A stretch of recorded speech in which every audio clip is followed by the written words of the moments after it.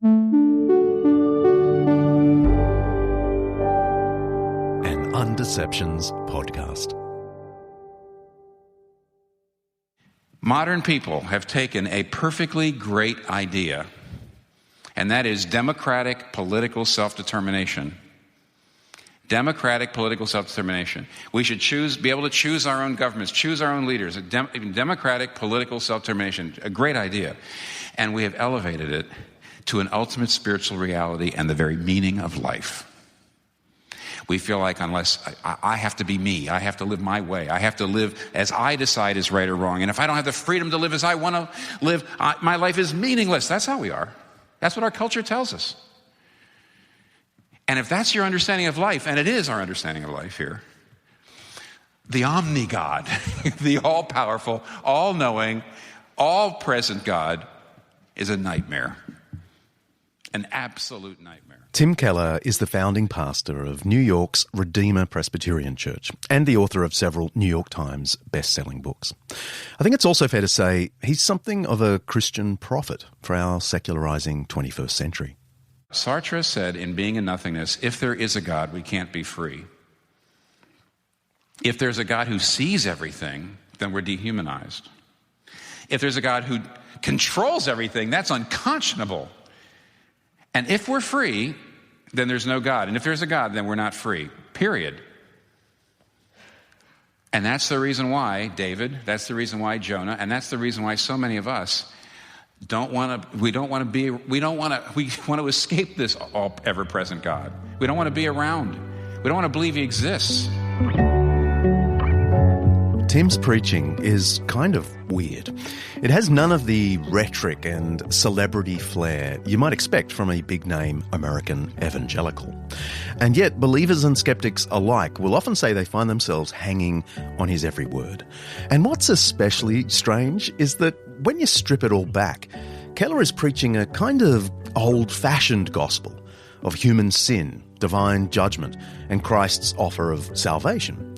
He's fond of saying, you are more sinful and flawed than you ever dared believe, but more accepted and loved than you ever dared hope. He's the co-founder of the Christian think tank and media outlet, the Gospel Coalition, and he established the Redeemer City to City organisation, which mentors pastors and assists in church planting in urban centres all around the world. This may actually prove to be his most significant legacy. City to City is doing amazing things in surprising places. But in 2020, Tim revealed that his work might be cut short. He was diagnosed with pancreatic cancer, a disease that normally proves fatal in just a few years. So it was a real privilege to talk with him on my recent trip to the US. On medical advice, we couldn't be in the same room, but I was grateful for his openness, his generosity, and stamina. We accidentally recorded 83 minutes with him. I was keen to get his perspective on, well, pretty much everything, but especially the future of Christianity in the West. At times, this is an intimate conversation, and at one point I even find myself asking him for pastoral advice. But mainly, this is a chat with one of the world's most trusted undeceivers. Whether you believe or doubt, I'm sure that what you're about to hear will bring fresh clarity about the Christian faith in doubting times. I'm John Dixon, and this is a masterclass in Undeceptions.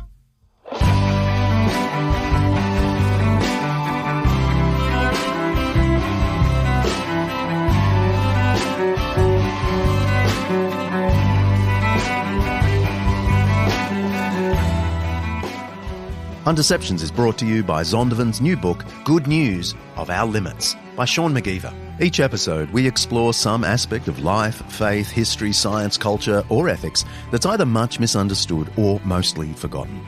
With the help of people who know what they're talking about, we're trying to undeceive ourselves and let the truth out.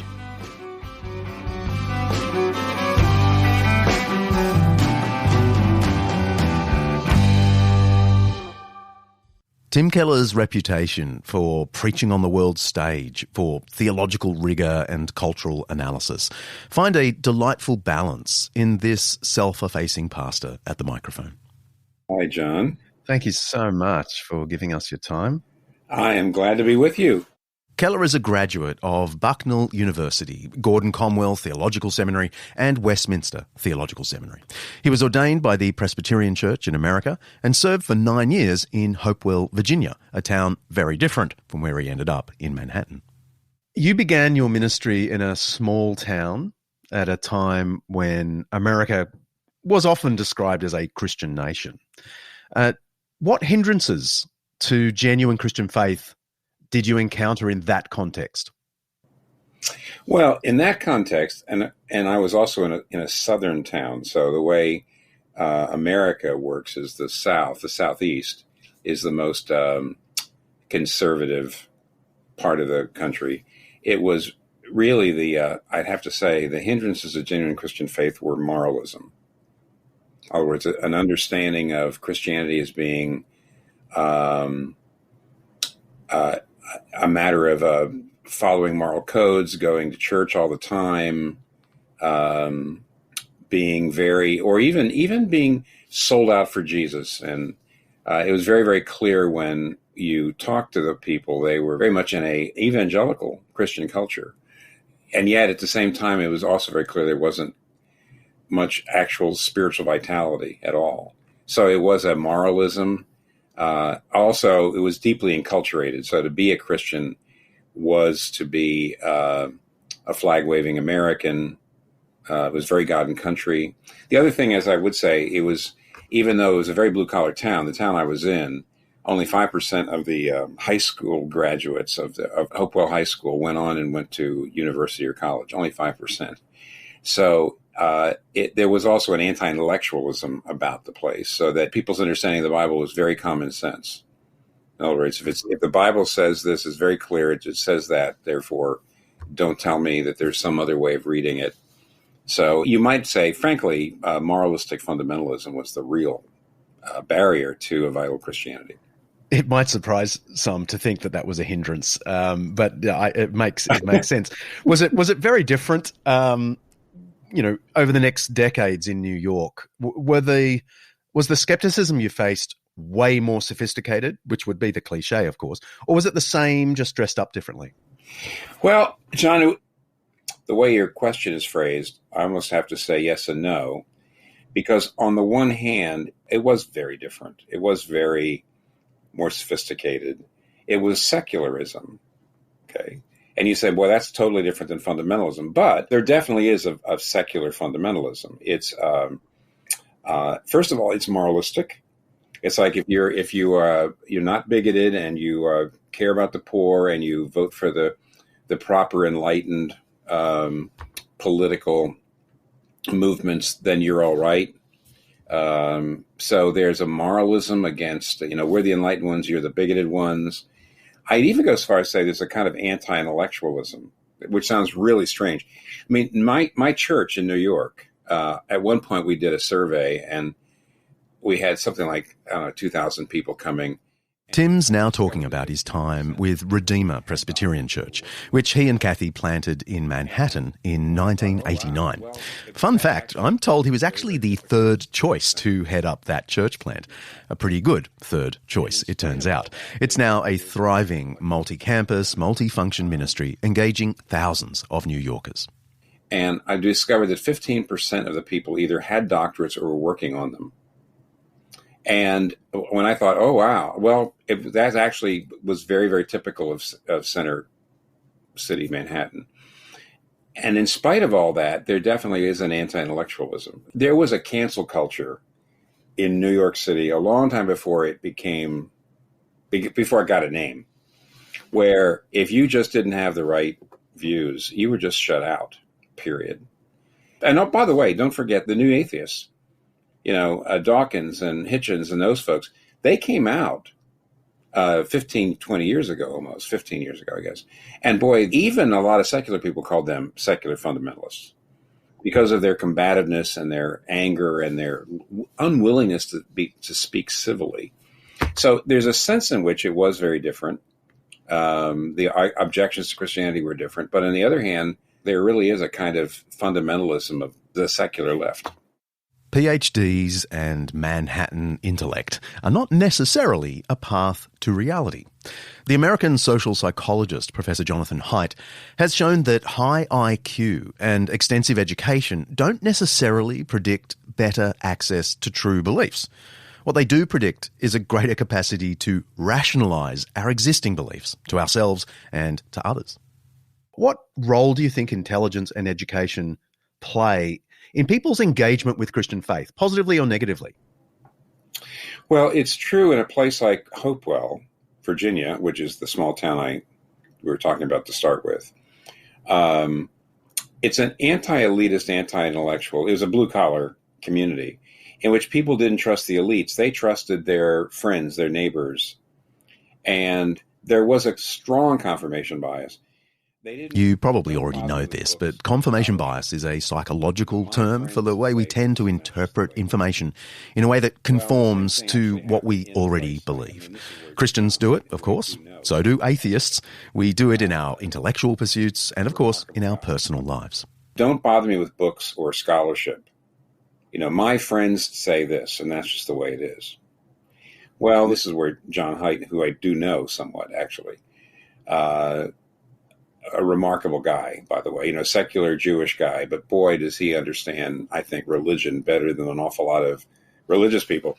And what he would say is, because so many secular people say, well, we actually inhabit the heights of culture. We're in charge of Harvard, Yale, Princeton, the New York Times, the Washington Post, and Hollywood.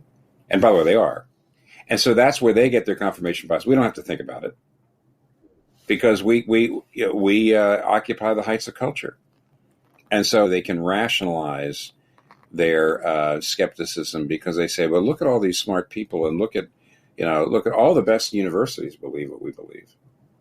And, oddly enough, that's really not that different than my blue collar people in Hopewell saying, oh, don't tell me what the scientists tell me, about vaccines, for example. Don't tell me what the scientists tell me. All I know is that Uncle Joe says that, it's a con. And that's it. I don't really see that as a whole lot different than saying, well, everybody at, the entire sociology department at Harvard says this. It's not uncommon for people to seek God during times of hardship. And in some ways, the pandemic has been no different. But even before COVID, a growing number of Americans were moving away from organized religions. And the pandemic didn't do anything to stop that trend.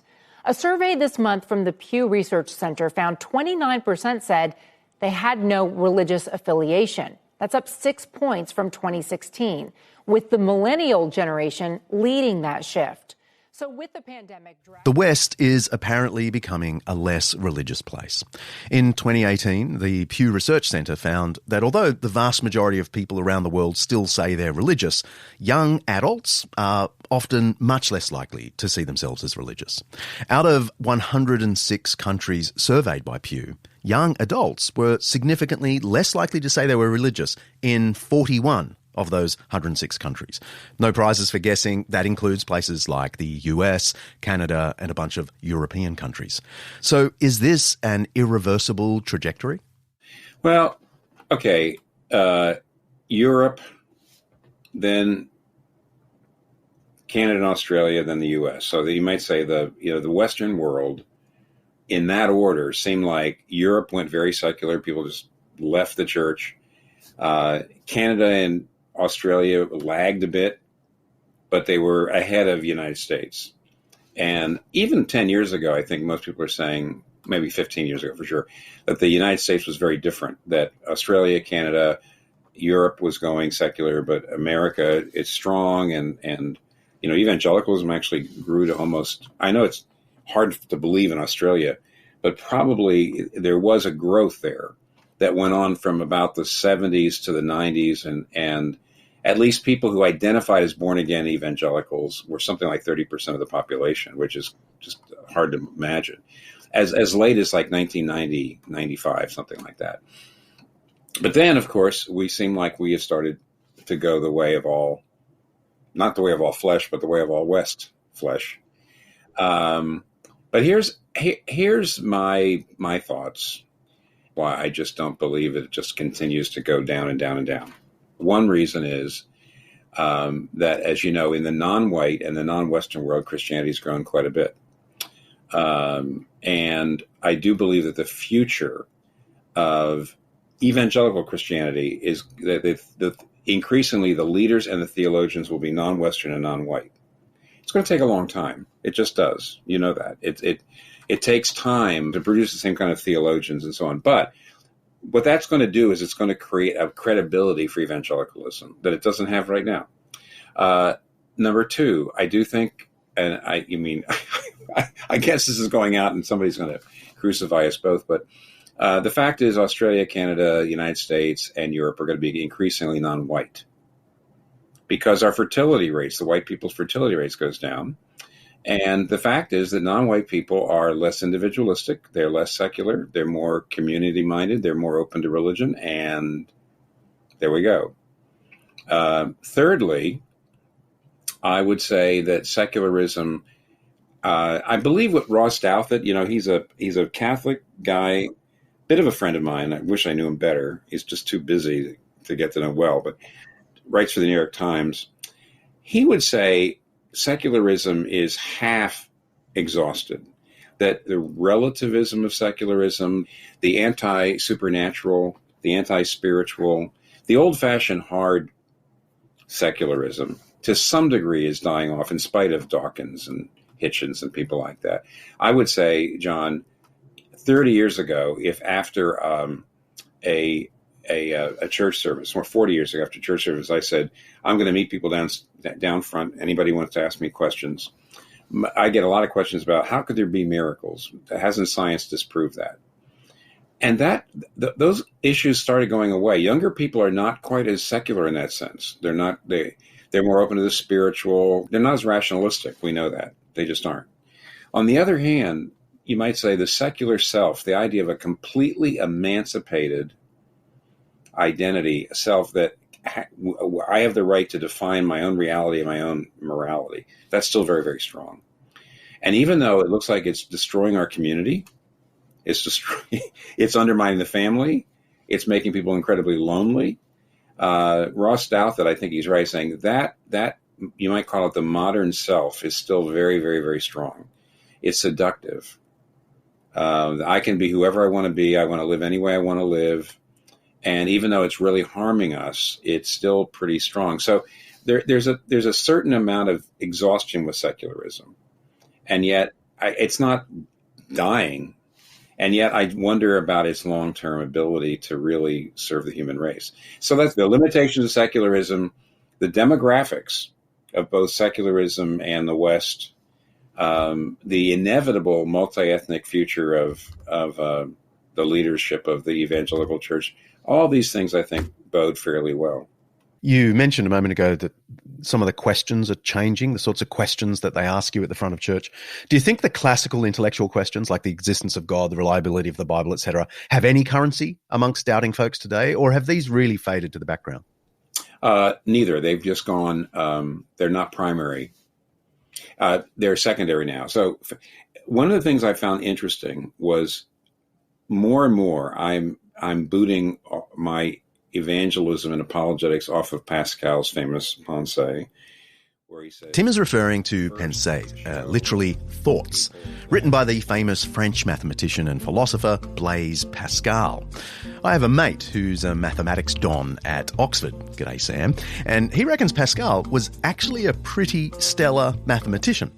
Anyway, Pascal is often ridiculed by skeptics today because of what's called Pascal's wager. In passing, he once wrote that if Christianity turns out to be false, Christians and skeptics neither win nor lose very much at all. There's no downside in believing, in other words. But, he said, if Christianity turns out to be true, the Christian wins big time and the skeptic loses badly, if you know what I mean. So why not go with the assumption that Christianity is true? What have you got to lose? Now, it's unclear Pascal intended this as a formal, factual argument in favour of Christianity. But it's not a bad argument for deciding to investigate the proposition that Christianity is true. I'm hoping to convince Professor Sam to help us do a whole show on Pascal, so I'll keep you posted. Anyway, Tim is talking about another of Pascal's pieces of advice about Christianity in the public square. Namely, that humans need to know both that Christianity is rationally defensible and that it is desirable. First, show people that Christianity is rationally respectable. It's reasonable. That's all. Number one. Number two, get them to want it to be true. In other words, that means show its personal offers, the things that it can do. And then finally, he says, and then show them that it is true. So I have found that, for example, the first layer, and I'll give you a couple examples of why this works. The first layer I try to work with is leveling the playing field. So I want to get a non-believer off this idea that I've got faith and he or she doesn't.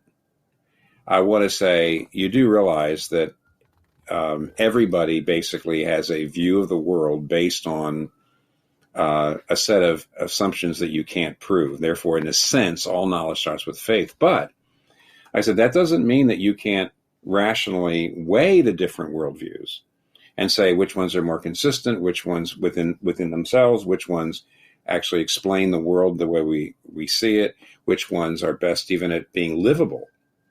They say you can't prove a worldview. Therefore, you might say the burden of proof is kind of equal on nobody can prove it. And yet at the same time, you can weigh them. So I start that way. And even I get a lot of, especially from some guys, and I mean guys, a lot of young white men really just don't believe that they believe they're totally objective and absolutely rational and so on. And I actually, if I point them to Alistair McIntyre's book, Whose Justice, Which Rationality, their head starts to hurt. Just quickly, Alistair McIntyre is regarded as one of the most influential moral and political philosophers of the last half century, and he is openly Christian. But he is not easygoing. So did mine. Yeah. What do you mean, which rationality? And, so there are one. But anyway, you level the playing field. Then rather than go, most people aren't immediately, I think, as ready. Their eyes glaze over if you really go in to too much. And both you and I have written a lot of these books, okay, brother. But if you just go too much into the proofs of God or even the evidence for the resurrection, things like that, they're just not there. The real question is, why would I want this thing to be true? They very often have a very poor understanding of what Christianity actually offers. And so there, I guess you might call it existential or apologetics, where you're saying, okay, well, how do you get meaning in life? Here's what Christianity does. How do you get an identity? Here's what Christianity does.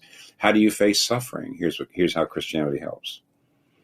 And then if eventually they get to the place where they say, this is actually pretty nice, but I mean, how do I know it's true? Finally, they're motivated. And then actually, even if they don't want a little bit of a rehearsal of the evidence, they ought to get it. Because they're going to have bad time. Even if somebody says, I want to be a Christian, I think you do have to rehearse the fact that there's not proofs, but pretty strong evidence.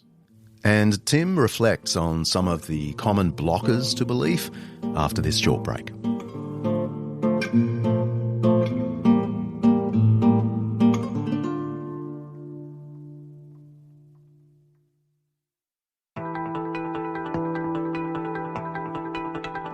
This episode of Undeceptions is sponsored by Zondovan's new book, Good News of Our Limits, by Sean McGeever. Can I ask you, in one sentence, what is the book about? Yeah, in the book, I help people find greater peace by explaining how inadequacy is not a bad thing. It's actually how God designed us. Okay. And why did you write it? Did it come out of a personal sense of inadequacy or something else? Absolutely. Yeah. The school of hard knocks. Yeah. Yeah. I mean, it didn't take a lot of deep thinking to recognize that I just couldn't do it all. And I learned a couple tricks along the way. But no matter how hard I tried, I was never able to do it enough. So just the school of hard knocks taught me that there was a limit that it's not just me. There's something behind this. And I started to ask the question, why? Because you can start to think maybe it's the next book on productivity. That one will have the key. That's right. Yeah. And there's no That's end. Right. Who should read the book? Anyone who is worn out, which is a lot of us right now, but also especially those who are feeling a bit guilty. They are comparing themselves against others. They are trying, and it's not good enough. And they think that the problem is themselves. And while we all have, personal work that we can do, I think anyone who just is at the end of the rope and doesn't know if there is a better book that's going to come out about productivity should take a step back and think, maybe there's something that is beyond productivity, and it's maybe that the Lord, maybe I'm designed this way, and I could think a little bit better about that. And that's what my book attempts to help us do. I think that the Christian gospel has something to offer them that they're not finding anywhere else, which is that you can keep refining things over and over and over. And I think what you'll find out is there's a limit. And we need to step back and ask the question, why? Why is it there is a common trait among humanity where we can only literally run so fast, like on a track? Why is there a common trait that we all have to sleep? Why is there a common trait that doesn't matter how much you try to hustle, someone else will be appearing to do more than what you can do? This is like ubiquitous. Every person, you don't have to be a religious person, runs into this. Step back and say, why is this? Is there something that is common? And I think if you look into that, you'll start to ask, why is it that humans are designed in such and such a way, that we have capacities that are limited? Sean McGeever's new book, Good News of Our Limits, really is good news. You can find it on Amazon right now, or head to zondervan.com for more information.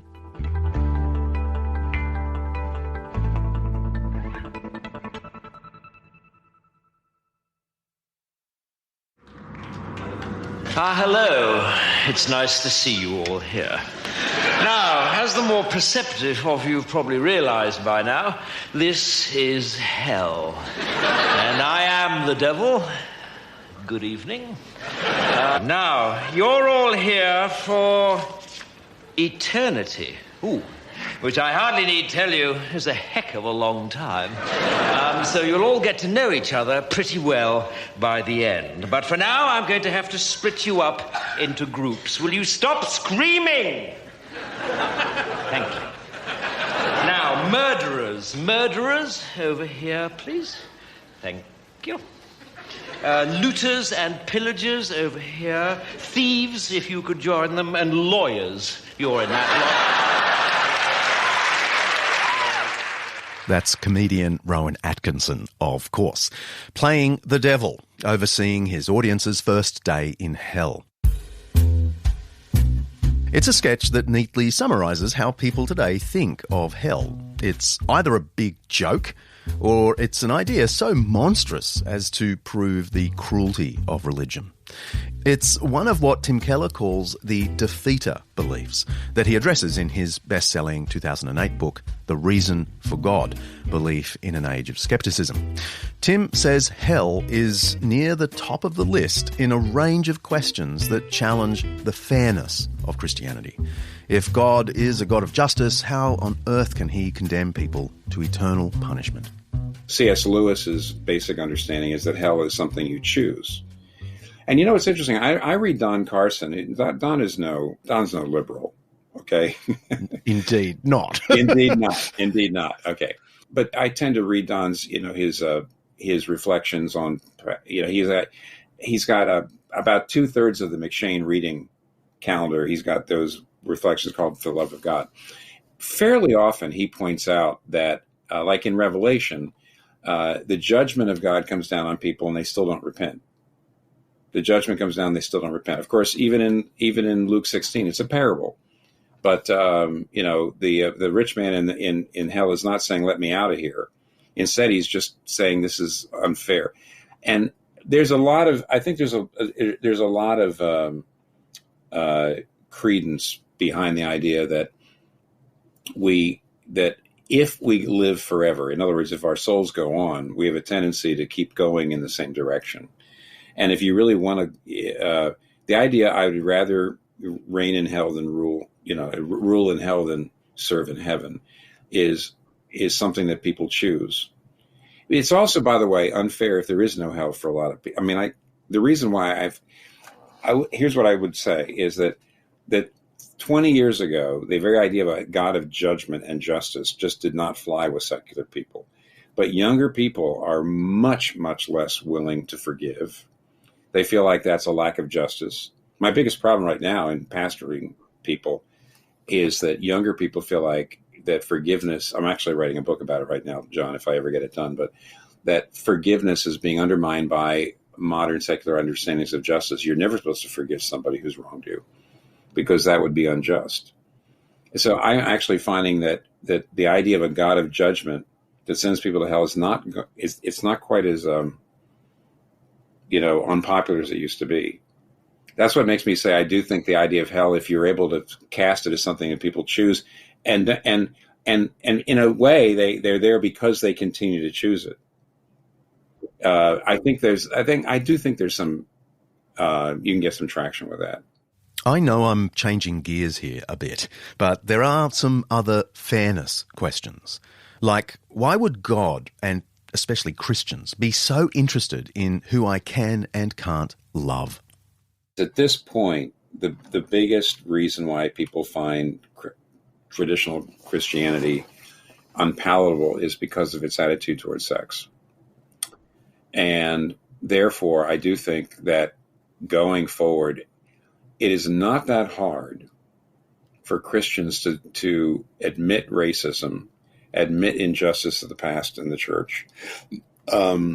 There's an awful lot of things the Bible says about justice. So when people say the church has been on the side of injustice, you repent, you admit where it has been, and then you go to what the Bible says, and you show what great resources the Bible has to be seeking social reform, etc. Sexuality is different, and therefore it's really the place where many people believe that because expressing myself sexually is crucial to being an authentic self. Therefore, Christianity is essentially an enemy of healthy identity. It's an enemy of healthy selfhood. And actually, that is the biggest apologetic issue. I do think it's the biggest one we have. I can see ways forward in almost every other place. This one's the hardest one. I can give you a couple ideas. Several years ago, just before the American Supreme Court decision legalizing same-sex marriage, I was invited by two people. One was Gabe Lyons of the Q conference. You may have heard of him.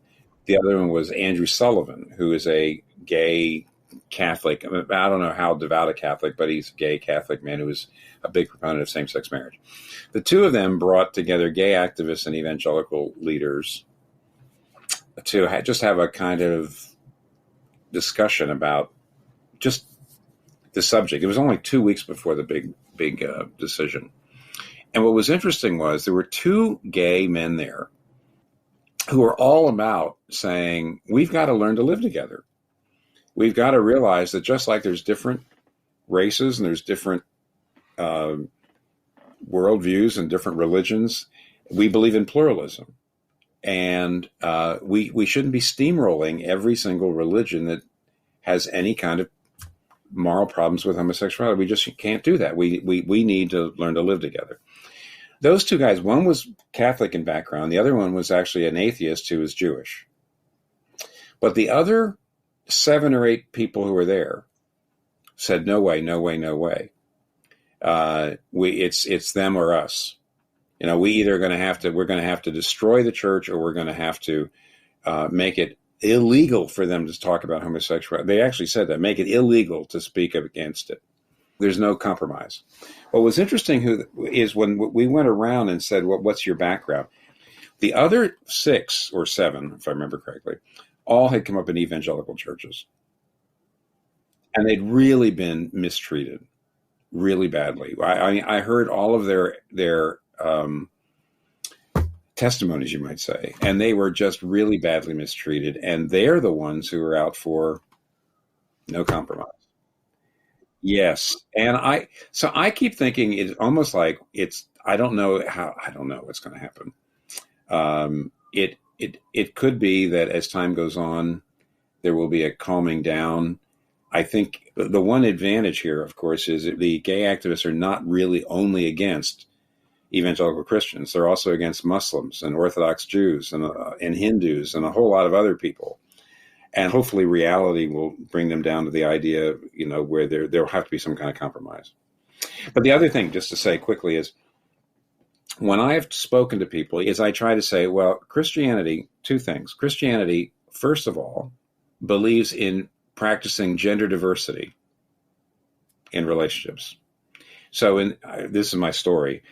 Right now in California, if you have more than a certain size business with a certain number of employees, and if you decide you're going to go public and be you stock traded in public, you have to have at least one woman on your board of directors. So in other words, they don't want all male boards of directors. I said, now, why would that be? So you ask the person, why do you think it's that crucial to have a woman on a board of directors of why is it illegal to have only men on a publicly traded company? And they usually say, well, the female, okay, so well then why can't it be illegal to say we don't want a family or a marriage without a woman?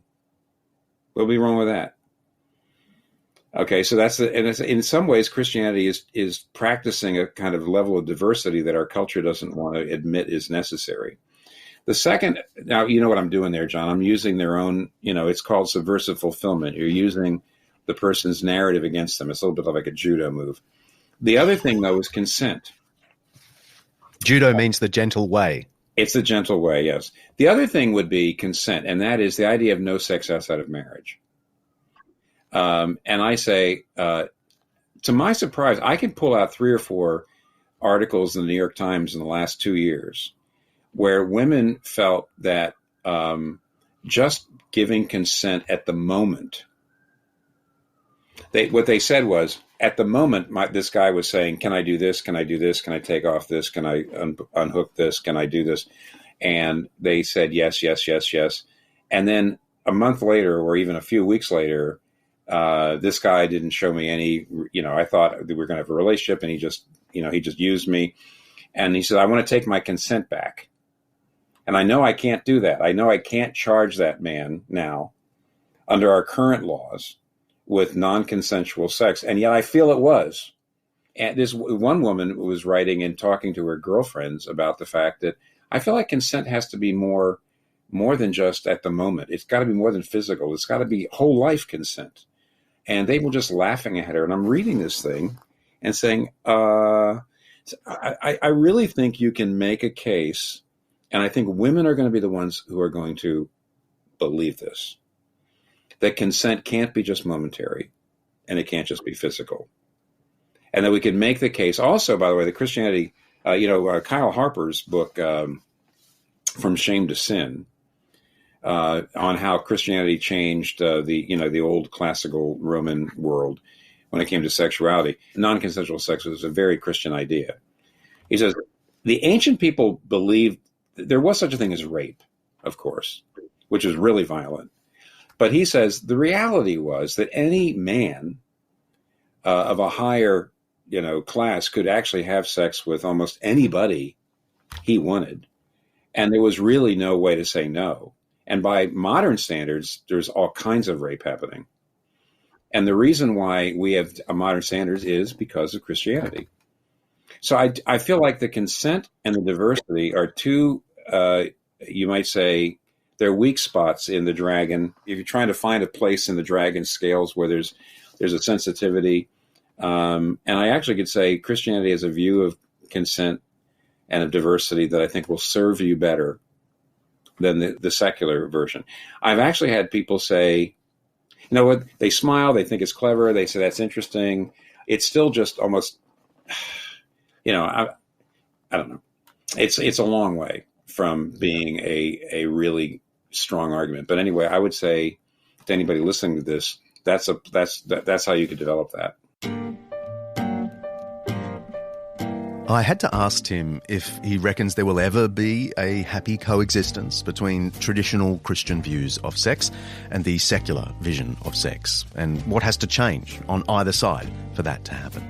You'll have to head to our new bonus content for that one. More about that later. One thing that seems clear from my conversation with Tim is that he reckons the church has a lot of work to do. Christians have not led well on controversial questions like sex. In many cases, they've lost all moral credibility on this and other questions. I don't know how many times someone on social media has reacted to something positive I've said about Christianity with something like, "Why would I trust anything from the organisation that trashes same-sex love and covers up child abuse?" Part of me wants to reply, "Hey, that's not entirely fair." And part of me says, yeah, fair enough. Anyway, Tim Keller remains a huge fan of the institution of the church, or at least the millions of little institutions around the world that we call the local church.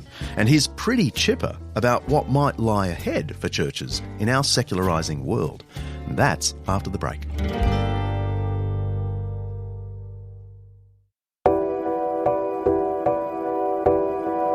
Hey, and here's a quick shout out with a difference. Support for this particular episode was given to us by Scott's Church in the Central Business District of Melbourne. They like what we do here at Undeceptions, and they love Tim Keller. So they generously helped us out to make this episode, and I'm really grateful.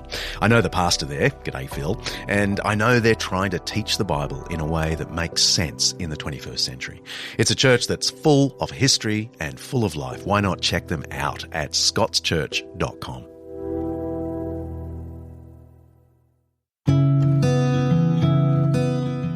In Tanzania, people living with a disability suffer discrimination and social isolation. They also have trouble finding employment and education opportunities. Nearly half of people living with a disability in Tanzania can't read or write. In some cases, they're even denied medical care or access to services that offer food and shelter. Anglican Aid is changing this by supporting the Karugwe Disability Program in the Kagera region of Tanzania. The program offers dedicated medical care and rehabilitation to people living with disabilities, as well as giving them access to education and a pathway to employment. It's fantastic. You can help Anglican Aid support the life-changing work of the Karugwe Disability Program by visiting anglicanaid.org. That's anglicanaid.org.au. Thanks so much.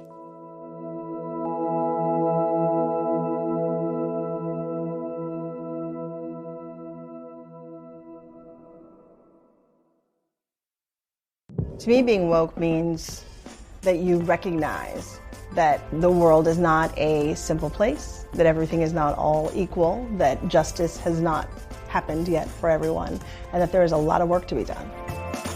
Being woke is like eyes wide open, everything is clear. You can always see things that other people can just ignore or they just don't know. Woke for me is just being outraged all the time and being able to stay human and feel outraged about injustice that is happening around me. It's being uncomfortable all the time and making sure that I'm speaking on behalf of those that can't speak up for themselves. Some people know what. These are some of the women behind Essence magazine.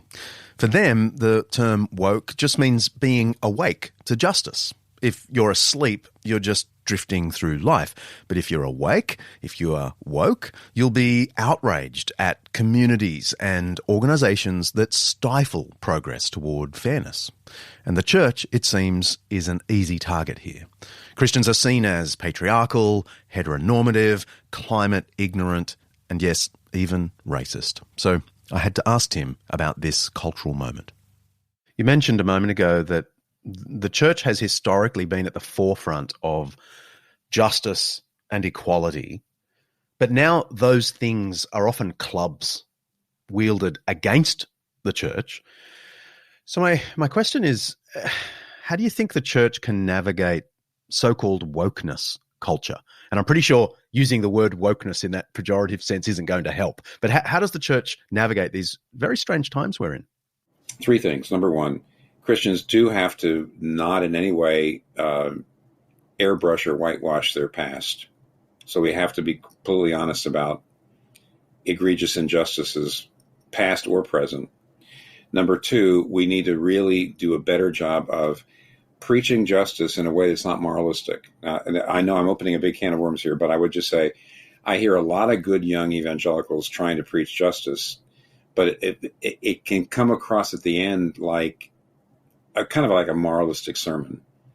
In the end, saying, no, we just need to go out there and help the poor and really care about justice. And in the end, okay, how does grace work? How's that gospel? In what ways? That I do think there definitely are ways to do this, by the way. I know there are ways to do it. But I do think that younger evangelicals are going to have to figure out a way of talking about justice that doesn't end up being another moralistic guilt trip. But number three, there is an overwokeness. I'm not saying you've got to read the New York Times to find it. But basically, in the last 4 or 5 months, the New York Times is really backtracking over the way so many of its younger authors and journalists were writing the year of the George Floyd death and all the demonstrations and the rioting, where they were saying things like, and I saw it, they were saying things like, the idea of crime is a racist, capitalist idea. Okay, which is kind of what Marx did believe. If you were a criminal, it was society made you that. Or things like that punctuality is being white. Good grades are being white. We need to get rid of standardized tests for doctors because only white people pass them. And now what's happening in the last 4 or 5 months, the New York Times is actually starting to walk that stuff back enormously. And they're also saying, because there is a backlash against it, a lot of it was very over the top. I do think that there's going to be some reckoning. And maybe, in America, there was a very, very, very major movement to cut police departments in half. And all that's being walked back. It's all being walked back by the way, generally speaking, by African-American mayors now, who are just hearing from their own people saying, are you crazy? Anyway, so I feel like, in a way, instead of going after the most egregious overreactions by the progressive left and saying, see how stupid that is, let them work it out. They're going to walk a lot of it back. We should be thinking about ourselves. We should be admitting where we were complicit with injustice, and we need to figure out ways of preaching what the Bible says about justice in a grace and gospel-oriented way. So do you think there also needs to be a walking back on the evangelical side of its anti-wokeness, its anti-critical race theory, its anti-social justice warrior rhetoric? Yeah. Yes, because in fact, we're being sucked into the conservative news media because it's a form of pornography. In other words, look at this incredibly stupid thing that this person said. This woke person said this unbelievable, and boy, there's a lot of them. There was just this last week, there was a article in the New York Times. It was kind of end of the year editorial. And the editorial said, who's afraid of critical race theory?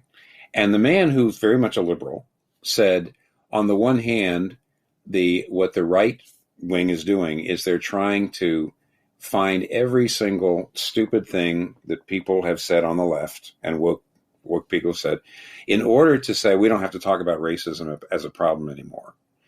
But then he said, the reality is, however, that he felt like the news media was willing to take a lot of young, woke people who were saying crazy things over the last year or two that were really outrageous, were really wrong, and have actually, in a sense, undermined the progressive movement because they have themselves platform people who were just angry, who were saying extraordinarily unkind things that actually were, in a sense, anti-white racism. He even admitted that was happening. And he says, now we've damaged ourselves because you've given conservatives all this ammunition. I think Christians ought to put the ammunition down. That's just not how we do it. We're supposed to be lifting up another way of going. And I'm not sure just simply saying we don't have a race problem, like the conservatives are saying in America, or the left, which is almost a hopeless feeling like there's no way out because everything in society is hopelessly racist, and even it's unconsciously so. And I think those two groups are not. We definitely are looking at putting out there a different way. And you know what? Even though I'm not a Pentecostal, John, Pentecostal churches are the most multi-ethnic human organizations in the history of the world. And I do believe eventually evangelicalism will be that too. And I think that's going to create credibility for our talking about justice. Let's press pause. I've got a 5-minute Jesus for you.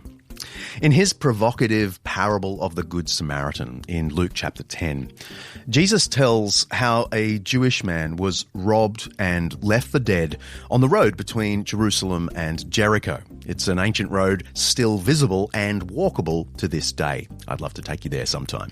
A temple priest walks past in Jesus' story, unwilling to assist. A Levite, who's a priestly assistant, also walks past and does nothing. Then a Samaritan turns up and he stops and cares for the man. He bandages his wounds, pays for lodging in a local inn, and returns later to check on the patient and to pay for any further expenses. Then a Samaritan turns up. He stops and cares for the man.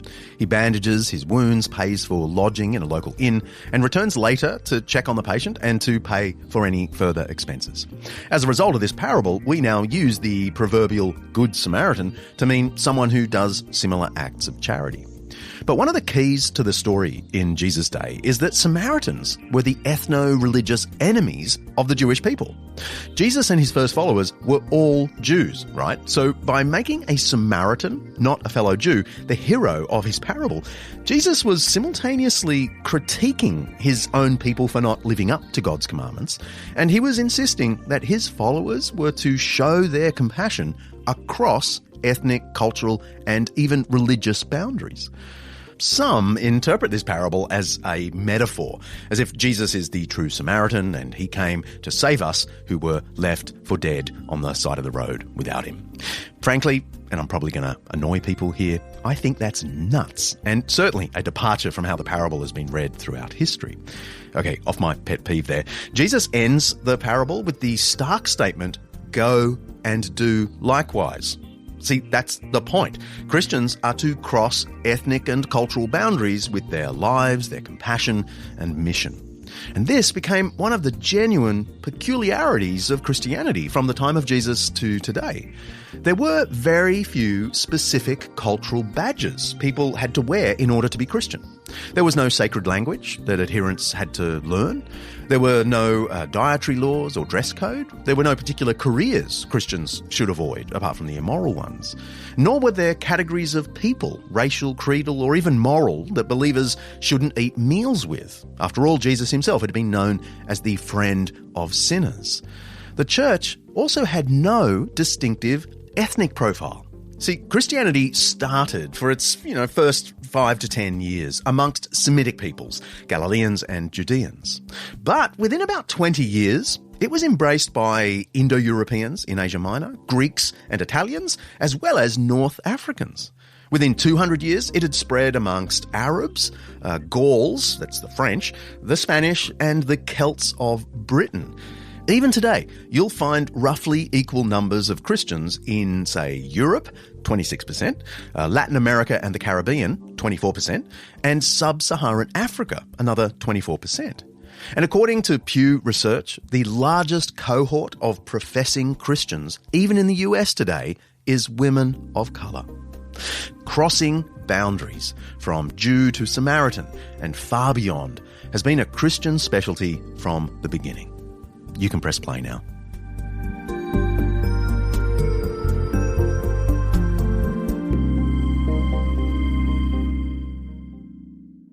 Can you imagine there will ever be a Christian renaissance or even revival?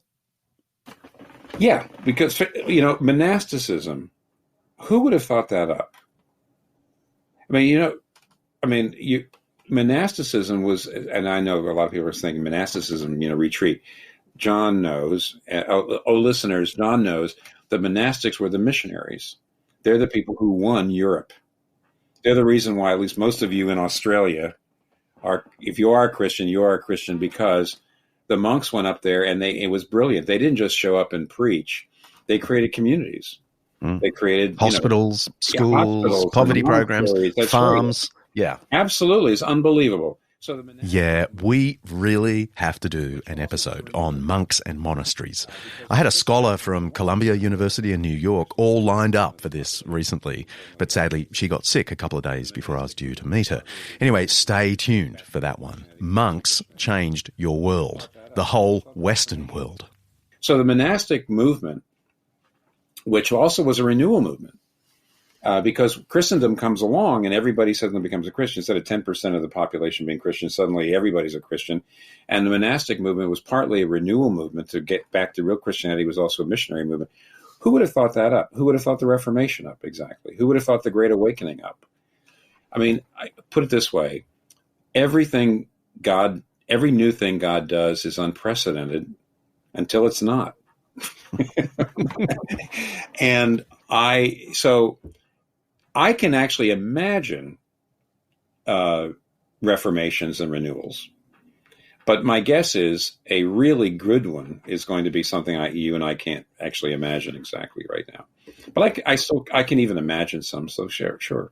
Because, look, Jesus, the gates of hell will not prevail against the church. That there's no expiration date on that offer.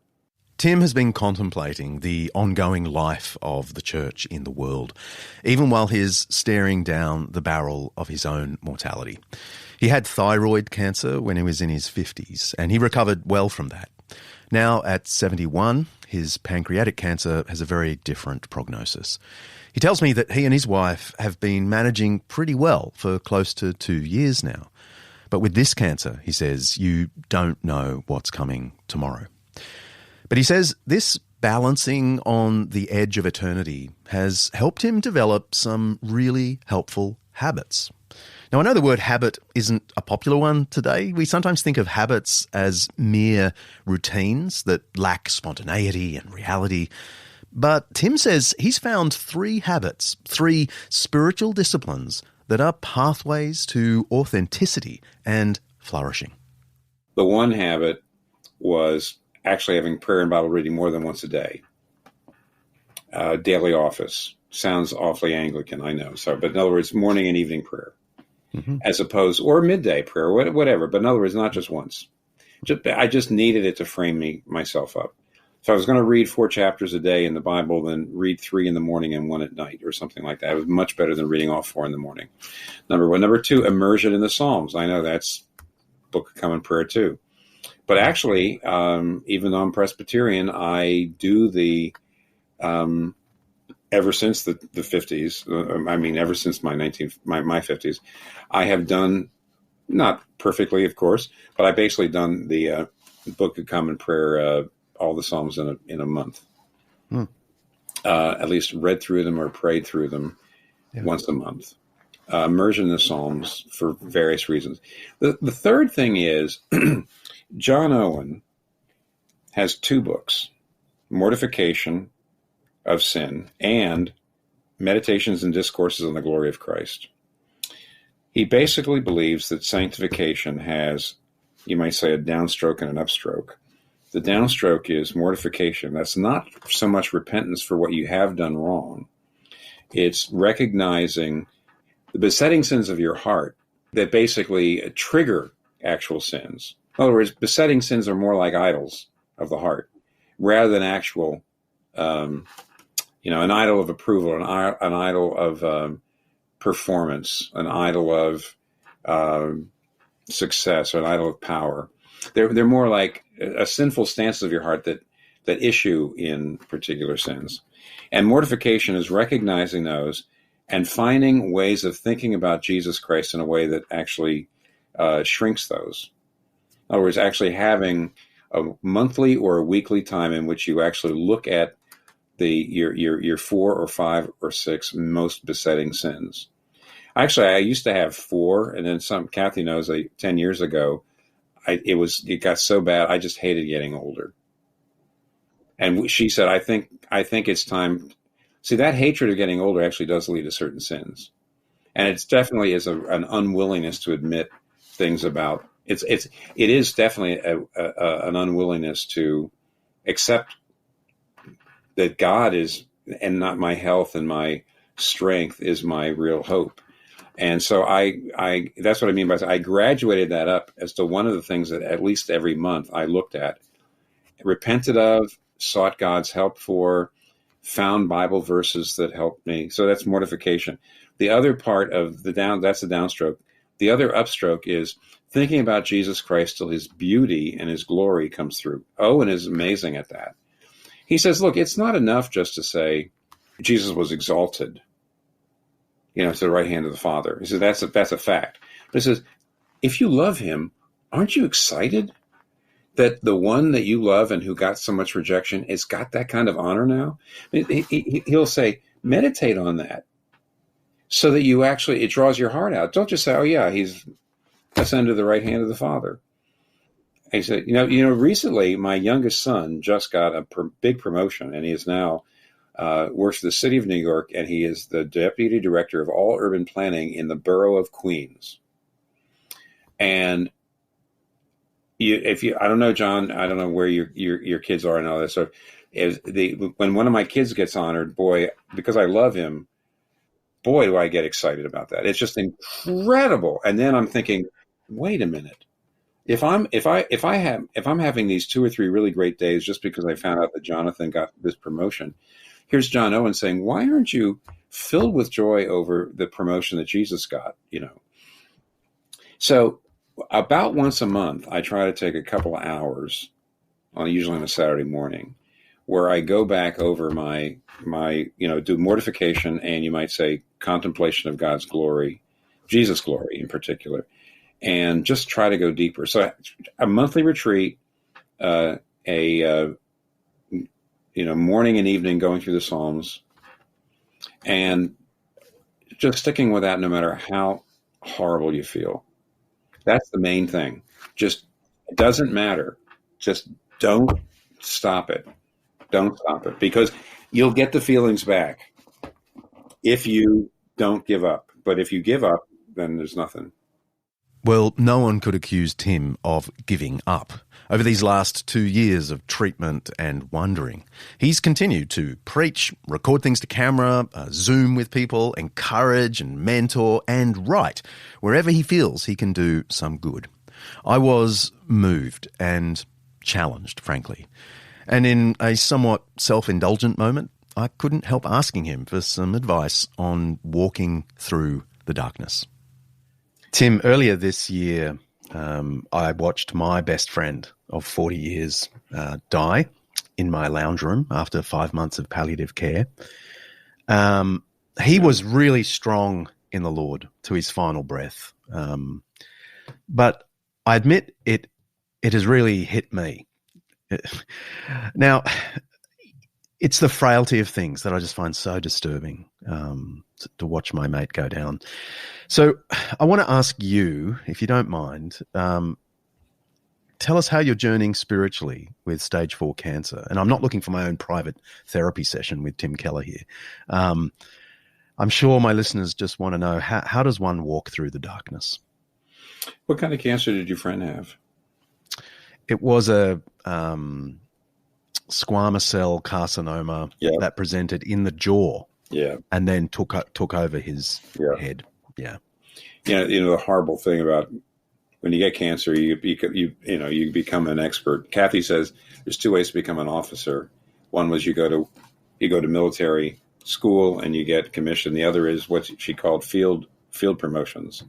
In other words, in the midst of battle, you can go from an enlisted man to being an officer, because of your experience. And what happens is if you actually have cancer, it's like you're kind of a cancer doctor. The minute we found out that I had pancreatic cancer, which is not the same as thyroid cancer, which I had 20 years ago, when they immediately said, "Oh, we can treat this."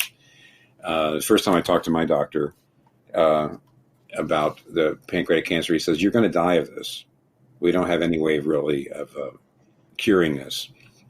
And what that has done to both of us is it has just shown us that we were living in a veil of illusion that we would live forever. We actually really were. Everybody says, no. But you are. Because what happens is the things of the earth grow strangely dim. And when that happens, you say, gosh, God isn't really enough for me. I really don't have enough of a grip on God to get through the day. I was really living off of a deep belief, a deep denial of my mortality, and a belief that the things of this world are really the things that are going to satisfy me. But they never really have. And yet I keep going back and keep going back. There's a place in Tolkien, where Sam is falling asleep after Frodo. They're on their way to Mount Doom, and at one point he looks up and he sees a star twinkling. It's a very famous place where he says, suddenly, cold and clear like a shaft, the realization pierced him that the shadow, the evil of this world is a passing thing. There's light and high beauty forever beyond its reach. And he immediately just fell into a deep, untroubled sleep. And what happens is that the having cancer and which means the things that you really were relying on for your soul's repose, they just don't do it anymore. It's God or nothing. And when you go to him, guess what? There's a communion with God which is available that at a level that you just never felt the need to push through to find. And when you do and you push through, you find that it's there. There is not only enough for you to get through the day, but then actually the things around you are you recognize as greater gifts than you were looking at them as before. In other words, in some ways, I'm happier than I used to be. That sounds very weird to say. In some ways, I can enjoy the water, the sun, a good meal, and say there's a level of communion with God that is available that you really just have never been, motivated enough to find. I think that's right. So. Tim Keller, you've been extremely generous with your time, and I just want to say thank you so much. And I think of you and pray for you. You're certainly in my mind and a lot of people's minds. We will continue to pray. Yeah, I please do. When my work's done, that'll be it. Yeah. But it is interesting. I mean, it has been 19 months since I was diagnosed, which my doctors say is extraordinary. And but on the other hand, cancer. It could just turn around tomorrow, and suddenly you're gone. But and I'm glad to live like that. I'm at a good spot where I say I actually might have years left. On the other hand, I might not at all. And it's really important for me to live with a certain amount of hope both ways. So I've got absolute hope in Christ, but I've also got the possibility that God might say, yeah, I got some surprises up my sleeve before I take you. And that's kind of nice to have it both ways. So in a way, I'm in a win-win situation, John.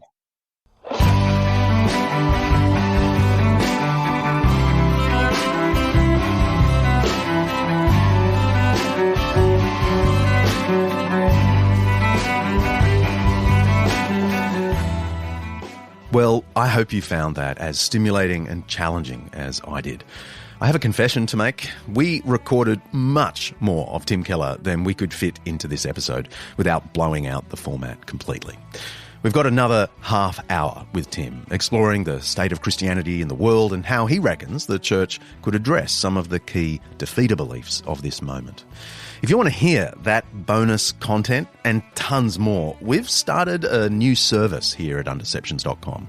Right now, you can become one of our Undeceivers and get access to uncut interviews like the one with Tim and a bunch more coming down the pipeline. You can get full episode transcripts, access to a private Facebook group where you get the inside running on what we're up to, plus invitations to special events and a whole bunch more. Just go to Undeceptions.com and click on the big link, Become an Undeceiver. It'll set you back a lousy $5 Aussie a month. That's about 35 cents US. Not really, but it's pretty cheap anyway. And every cent of this new subscription service goes back into the show. Along with the donations, this is how we're going to keep Undeceptions thriving. And while you're there, you'll also see that Laurel Moffat's new podcast, Small Wonders, is underway and ready for your listening pleasure. All the buttons you need to subscribe to her insightful, peace-inducing observations are right there next to the podcast logo, part of the expanding Undeceptions network. Now, next episode, we're talking about the kingdom come, heaven, what it is and what it isn't. See ya.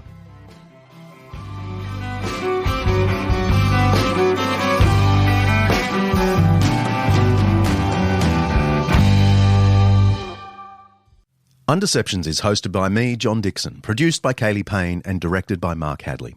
Editing by Richard Humwey. Special thanks to our series sponsor Zondervan for making this Undeception possible. Undeceptions is the flagship podcast of undeceptions.com, letting the truth out.